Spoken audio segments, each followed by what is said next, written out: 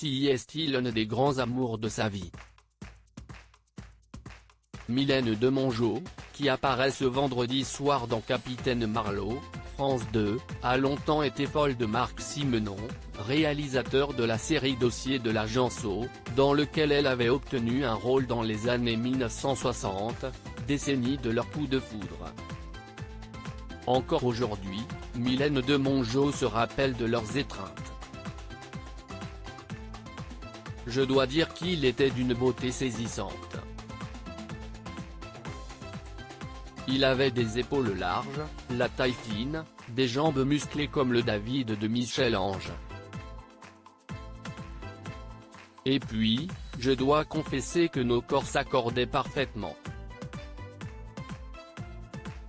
Si est un peu ça, la magie de l'amour, décrivait l'actrice de la saga Camping dans une interview accordée au Figaro en septembre 2019.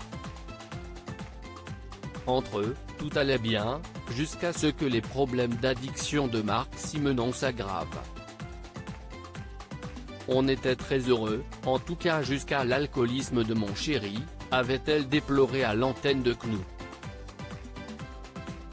J'ai essayé d'être son Pygmalion. J'ai essayé de le faire bosser, de lui faire des films. J'ai essayé de faire qu'il devienne quelqu'un. Mais finalement, il n'avait pas une véritable ambition, il préférait s'amuser à Porquerolles et faire du bateau avec ses copains.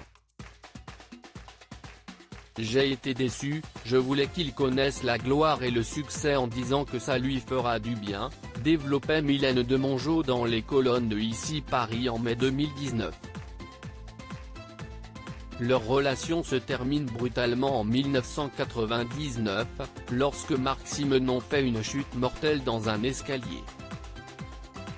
Il passera 5 jours en soins intensifs avant de succomber à ses blessures, à l'âge de 60 ans. Son fils me téléphone le matin pour m'informer que Marc ne répond pas. Il appelle un serrurier.